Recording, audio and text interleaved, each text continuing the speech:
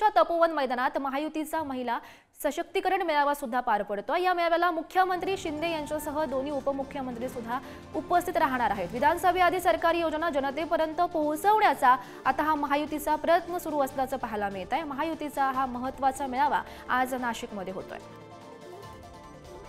मध्ये महिला सशक्तीकरण मेळावा पार पडतोय आणि त्यासाठी मुख्यमंत्री दोन्ही उपमुख्यमंत्री यांची प्रमुख उपस्थिती असणार आहे आणि यांच्या एंट्रीसाठी खास अशा पद्धतीचा या ठिकाणी रॅम्प तयार करण्यात आलेला आहे।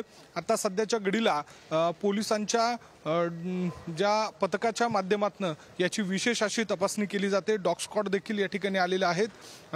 बॉम्ब डिटेक्टर शोध पथक जे असतं त्यांच्या माध्यमातून याची तपासणी केली जाते आणि एकूणच जर बघितलं तर राज्यामध्ये मुख्यमंत्री माझी लाडकी बहीण योजना जी या ठिकाणी यशस्वीपणे पार पाडली त्याचं या ठिकाणी जोरदार ब्रँडिंग केलं जातंय। महत्त्वाची बाब म्हणजे या ठिकाणी काही चेअर्स मांडण्यात आलेले आहेत। 3 मंडप या ठिकाणी या सभेसाठी करण्यात आलेले आहेत।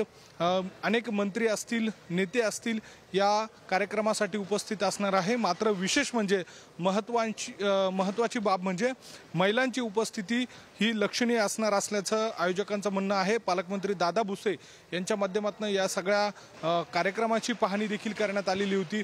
सरकारचं पाऊल क्रांतिकारी पर्वाची चाहूल अशा आशयाचं या ठिकाणी पोस्टर लावण्यात आलेलं आहे आणि त्याच्या बाजूला पंतप्रधान नरेंद्र मोदी यांचा देखील फोटो लावण्यात आलेला आहे। या मेळाव्याच्या निमित्तानं सत्ताधारी पक्षातील मुख्यमंत्री उपमुख्यमंत्री आणि इतर नेते नेमकं काय बोलतात हे बघणं महत्त्वाचं असणार आहे। व्हिडिओ जर्नलिस्ट जय साबळेसह किरण ताजने, पुढारी न्यूज, नाशिक।